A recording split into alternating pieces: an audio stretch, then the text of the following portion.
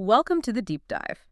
Today, we're tackling a topic that, well, it's on a lot of your minds. I think the stats say something like 53%.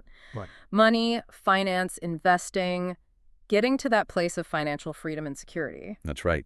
We've gone through stacks of conversations, research, articles, looking at saving, spending, investing, tax, crypto, buying a house, and maybe most importantly, that money mindset. Mm-hmm. And look, it's often said the most expensive thing we pay for is the information we don't know. So our mission today really is to cut through all that noise. Yeah, there's a lot of noise. Definitely. We want to give you some key basic things about investing in money that can genuinely put you, well, potentially in the top 5% of investors, help you reach those money goals. But without making it feel overwhelming, right? Yeah. Keep it informed but accessible. Exactly. Well-informed, not overwhelmed. That's the goal. Okay, let's unpack this then. Because I think a lot of us maybe grew up thinking investing is, only for rich people. Or it's something you do later in life, after 40 maybe. Or maybe it just means buying a house. But that's not the full picture, is it? Absolutely not. That idea that you need like $1 million to start investing, that's just a myth, a total myth. You absolutely can live a rich, vibrant, personal life, travel more, spend more time with family, friends. But, and it's a big but, it does require learning a few key basics about money, about investing. So for someone just starting out, maybe feeling a bit lost, what's the simplest, most straightforward way to begin?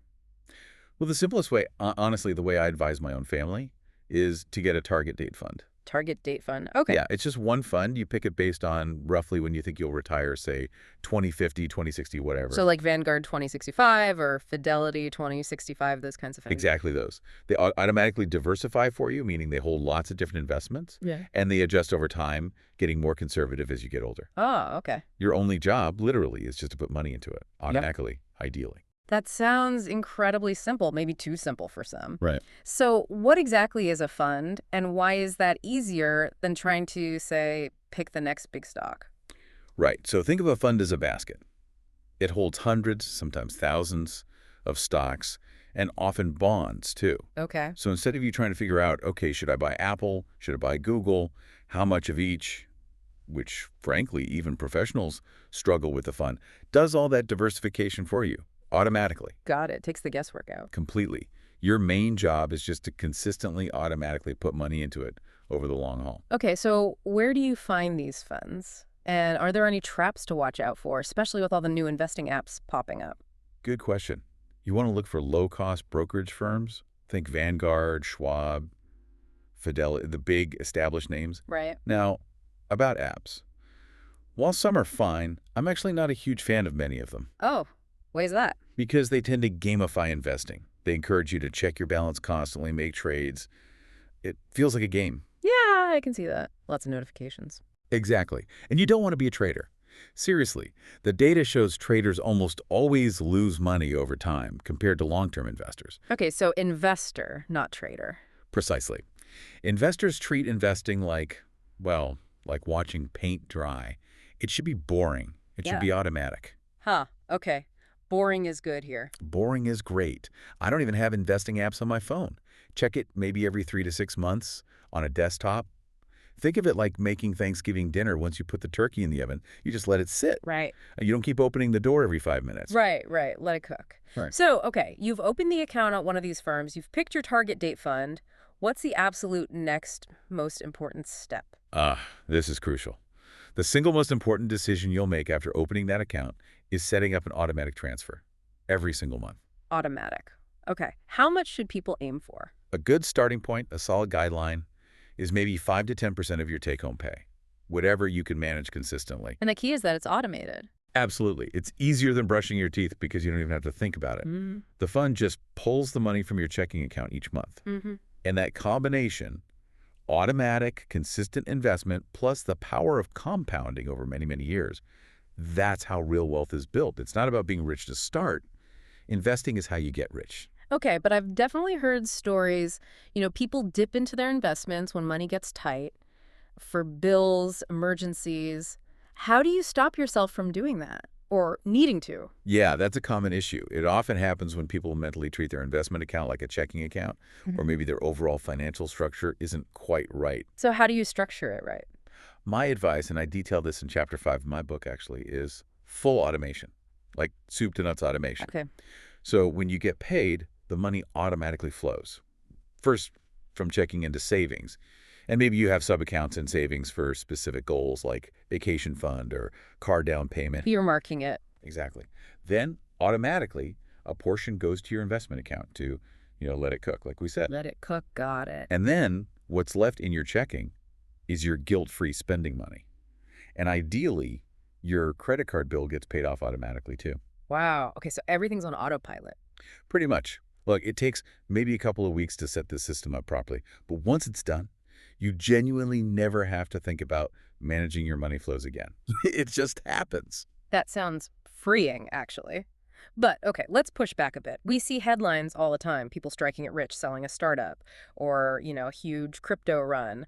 How can you be so sure this slow, steady, maybe kind of boring, fun strategy is the best path? Look, I get it. Those stories are flashy. But the proof is in the history and the long-term data. We're talking over 100 years of market data. Okay. Broad stock market returns consistently average around 10 to 11% per year before inflation. Right. After inflation, that's still a very solid 7 to 8%. Right. And I really encourage everyone listening to do this. Go find an online investment calculator. Plug in your age, maybe start with just $200 to $300 a month. That's like $2,400 or $3,600 a year. And use a conservative return, say 7%. Okay. You will be genuinely shocked at the numbers. For example, if you start with maybe $5,000 at age 16. Ambitious for 16, but okay. Yeah, maybe. But just as an example, and you invest $5,000 per year at 7%, just until age 30, that's 14 years, you'd have over $133,000. Wow, okay. Keep going to age 40, that's $336,000. To age 50, $736,000. Just from 5K a year, roughly. In that simple example, yes. Now, let's take a more maybe realistic lifetime scenario. Start with 5K at 16 again, but then invest an average of $30,000 per year for 49 years until age 65, still using that 7% return. Okay, 30K average. What does that get you? Over $12.3 million. Whoa. And yeah, if you bump the return to 8%, it jumps to $17.4 million. But honestly, I always advise sticking to that safe, conservative 7% estimate. Why not hope for more? Because what really matters, what drives the huge numbers, isn't trying to squeeze out an extra percent here or there with risky bets. It's time in the market and consistently investing a decent amount.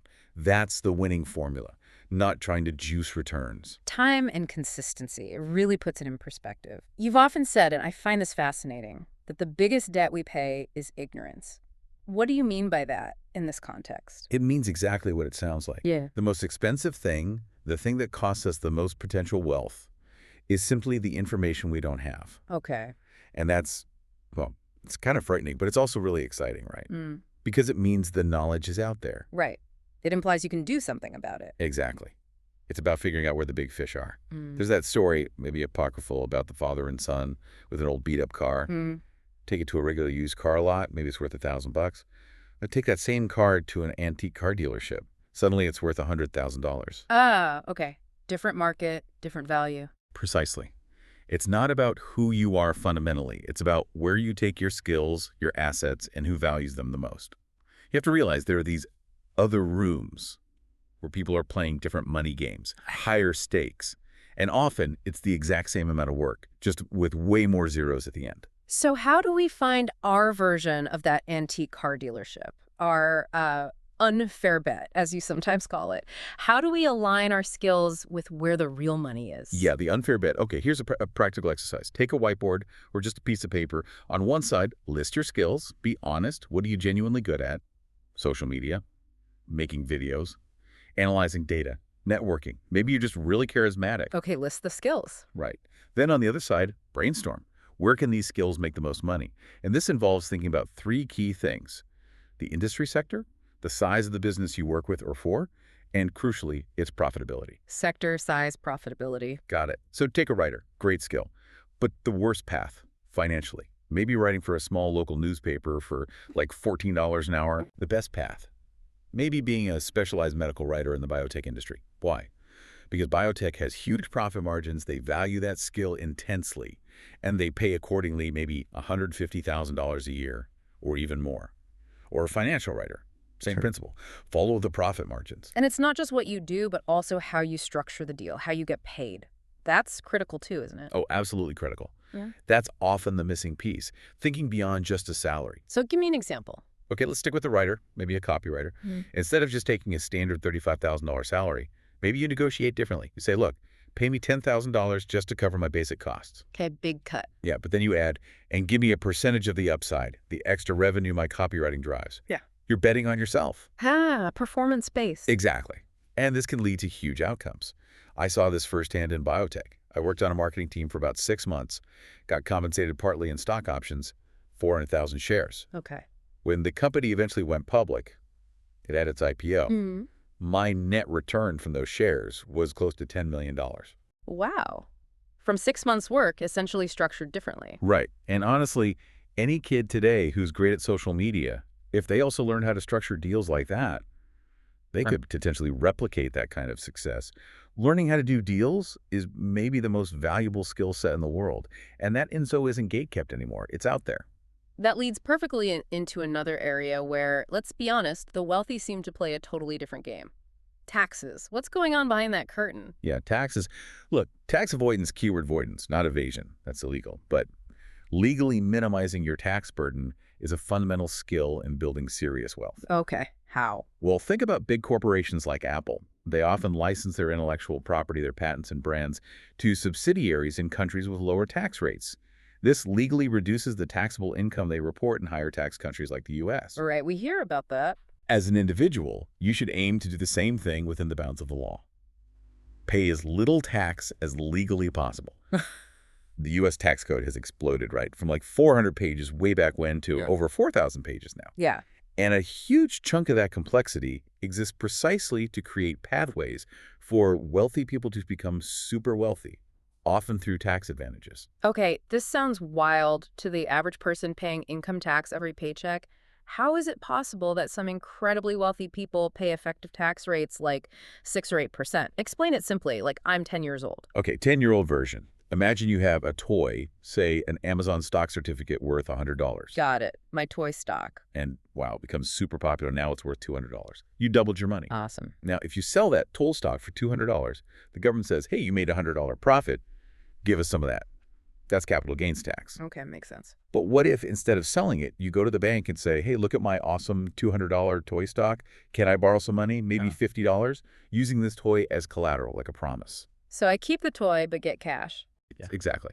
You get $50 cash, tax-free, because it's a loan, not income. And your toy stock, it's still yours, and maybe it keeps going up in value. You just paid a little bit of interest on the loan, maybe from your allowance or, other income. And I never sold it, so no tax on the profit. Right. And then way later, maybe you pass that valuable toy stock down to your kids through a special toy box called a trust, and they might not have to pay the tax either. So the strategy becomes invest, borrow against it, and eventually die. Invest, borrow, die. Wow. Okay. Are there other tricks? Oh, yeah.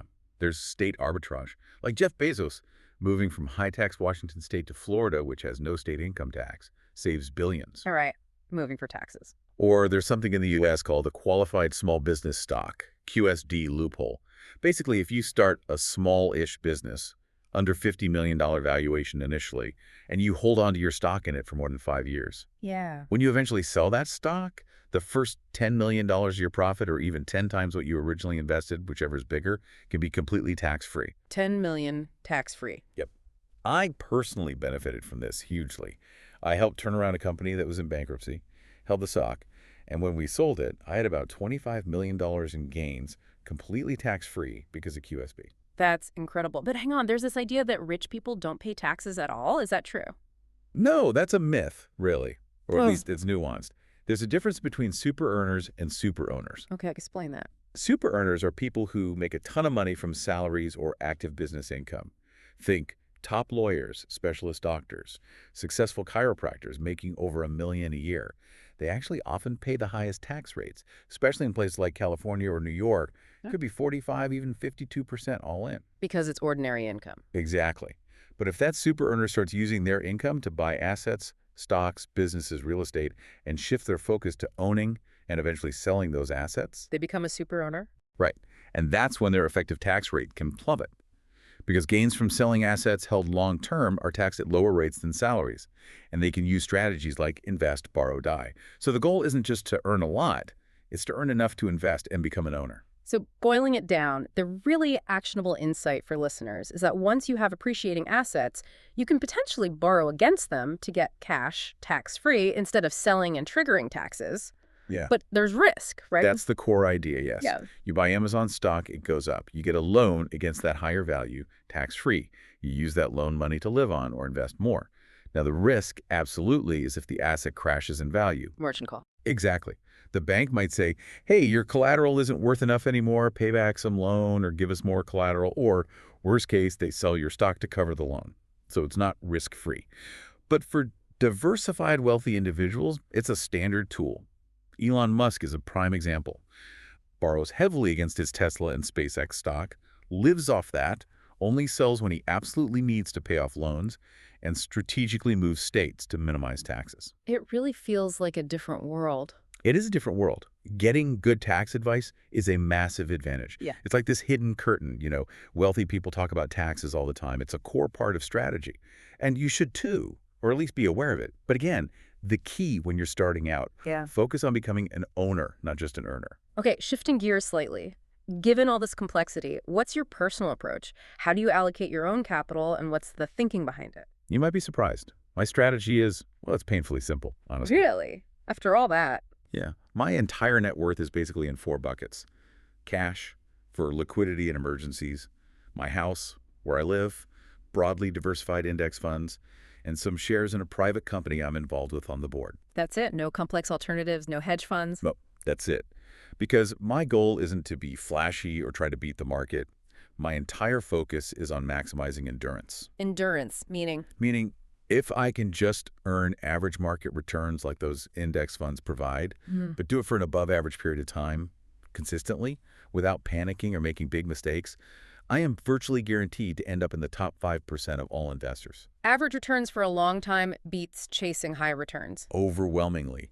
Think about my parents. No financial background, right? They just consistently put money into index funds month after month, year after year for 40 years. Never sold during downturns. Just kept buying. They probably outperformed 97% of professional money managers just by doing that simple thing. That's powerful. You mentioned dollar cost averaging and index funds there. Can you just quickly define those again for everyone? Sure. Dollar cost averaging just means investing the same dollar amount regularly, usually monthly. Doesn't matter if the market is up or down. You buy $500 worth, say, every month, come hell or high water. So sometimes you buy more shares when the prices are low, fewer when high. Exactly. Takes timing out of the equation. Most people with a 401k or a similar retirement plan are already doing this, maybe without even realizing the term. Okay. And index funds. An index fund is just a type of mutual fund or ETF that aims to track a specific market index, like the S&P 500. So one fund might own small pieces of 500 different large U.S. companies. You basically own a tiny slice of the overall economy, or capitalism itself, super diversified, super low cost usually. Got it. Simple and effective. And the endurance point is key. Let me give you 2 quick examples to really hammer this home. Warren Buffett, legendary investor. Right? Of course. Guess how much of his net worth was accumulated after his 60th birthday? Most of it. 99%. Wow. 99% after 60. Yep. He had about $3 billion at age 60. Now he's worth over $100 billion in his 90s. He's a great investor, sure, but his real superpower isn't genius stock picks. It's being a pretty good investor consistently for 80 years. 80 years. Okay. Example 2, Ronald James Reed. Ever heard of him? Can't say I have. He was a janitor Yeah. and part-time gas station attendant. Died in 2014, age 92. Left behind an estate worth over $8 million.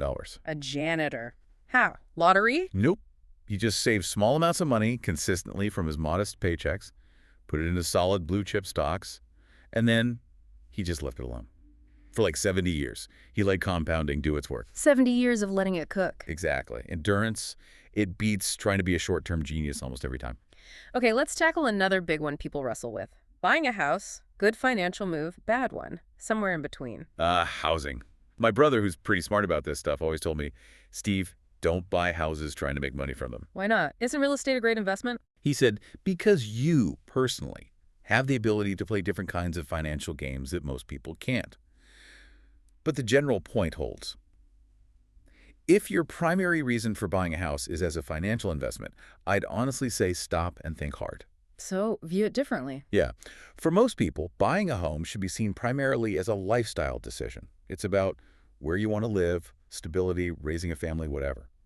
Not purely about financial returns. But don't house prices always go up? That's the common belief, fueled by the last, say, 20 or 30 years.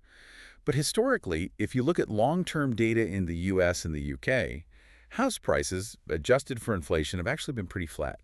That recent run-up is more of an anomaly than the norm. Huh. Okay, so don't bank on appreciation. Don't bank on it as your main investment strategy, and don't feel like you're failing if you rent. Renting isn't throwing money away if it gives you flexibility or allows you to invest more elsewhere. Many cities now have amazing luxury rental options. Otherwise, you're potentially borrowing, a shitload of money for an investment that historically hasn't actually been that great, purely in terms of financial return compared to, say, the stock market. Okay, fascinating perspective. Let's pivot now to something definitely newer, more disruptive. Blockchain and crypto. A lot of people are curious, maybe confused, want to invest. What is blockchain fundamentally, and why do you see power in it? Right. Okay, blockchain. Think of it really simply as a public database, but one that lives everywhere, like in the sky, or distributed across thousands of computers. Okay, a shared database. Yeah, and everyone running the network checks it constantly, so everyone agrees on what's true. It creates a single source of truth, a reliable ledger, without needing a central authority like a government or a bank to vouch for it. So it's about trust, decentralized trust. Exactly. It's not fundamentally about money, though that's the first big use case. It's about truth and enabling the secure exchange of value in our increasingly digital world. How is it different from, say, the early internet? Well, one key difference is how value is distributed. With the internet, largely private companies built the infrastructure and captured most of the economic value. Blockchain is cleverer, maybe. It's often designed so that the people who participate in running and securing the network are rewarded, often with the network's native token, like Bitcoin or Ether. So participants get a stake. Right. And assets like Bitcoin are designed to be scarce digitally. Plus, you can invest fractionally. You don't have to buy a whole Bitcoin. You can buy 0.0001 of one. This makes it accessible. And it's arguably the only truly global homogeneous asset class. It bypasses banks, brokers, potentially leveling the playing field for anyone, anywhere with an internet connection. Okay, that's the high level. What's a concrete example of how this is being used now that's exciting? Well, one area that's really exploding right now is Web3 gaming. Web3 gaming. Yeah. Think about traditional video games like FIFA with its player cards, or RuneScape with its items like swords or armor. You might earn or buy these things in the game. Sure, in-game assets. Right. But usually you don't truly own them outside the game's ecosystem. Blockchain, which underpins Web3 or the idea of a decentralized internet, changes that.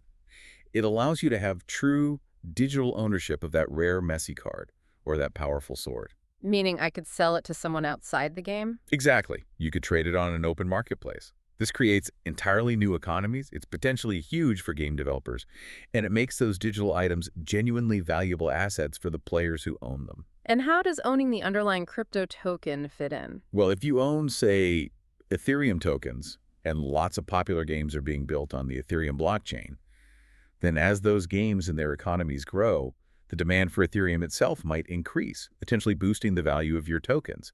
You get to participate in the growth of that whole ecosystem, potentially just from your phone. Okay, intriguing. So for someone listening who wants to dip their toe in, how do you practically start investing in crypto? It's actually gotten much easier. You basically just open an account with a major reputable crypto exchange. Think Coinbase, Kraken, Crypto.com, names you've probably heard of. Okay. Even platforms like PayPal or Revolut now offer some basic crypto buying and selling features. So start small? Definitely. Start small, get a feel for it, understand the volatility. It can be wild compared to stocks. And what about security? We hear about hacks. Yeah, security is paramount. As your holdings grow, you'll likely want to move beyond just leaving your crypto on the exchange. That's where hardware wallets come in, like devices from Ledger or Trezor. Those little USB stick things? Exactly. They store your private seed phrase offline. That phrase is like your master key, a unique sequence of words. Only you have it, meaning only you can access your crypto. It's not like a bank account that could be frozen. So you control the keys, you control the crypto. Precisely. You could literally write those words down on paper, split them up, store them in different safe places, even different countries. This magic internet money, as some call it, can cross borders just by you remembering or securing those words. It's a powerful concept. It really is. Okay, let's bring it back down to earth for a final, really important point. For those listeners who feel trapped in that paycheck to paycheck cycle, just constantly struggling, feeling imprisoned by their finances, what's your direct, maybe tough love advice for breaking free? Right. This is crucial. First, you have to understand and internalize this. When you are stuck in that cycle, you are actively making other people rich. How so? You're making banks rich with interest and fees. You're making corporations rich by buying stuff you might not need. You're even making the government rich through taxes on spending. You are funding everyone else's wealth before your own. Ouch. Okay. So the first step is a mental shift. You have to decide to stop making everyone else rich first and start making yourself rich first. You have to pay yourself first. Pay yourself first? Heard that before. How practically? Think of it like being in a sinking boat. Yeah.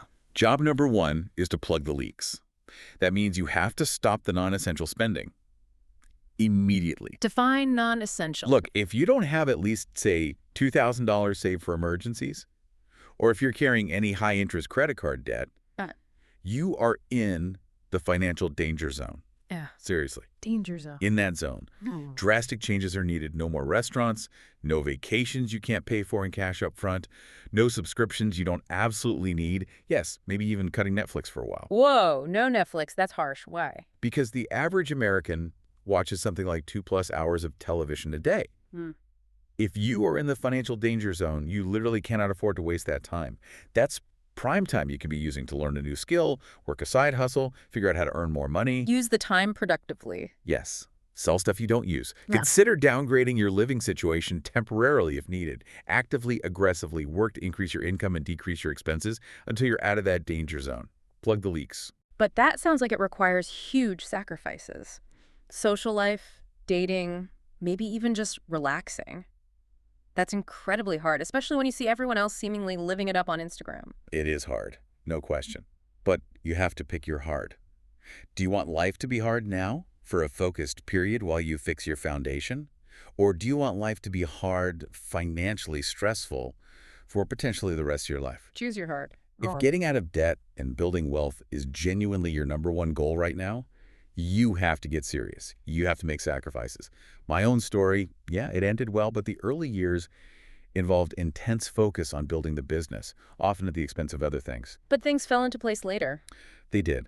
There's a weird paradox here. Yeah. Sometimes the more you focus inward on building your own value and stability, the more attractive you become externally to opportunities to people.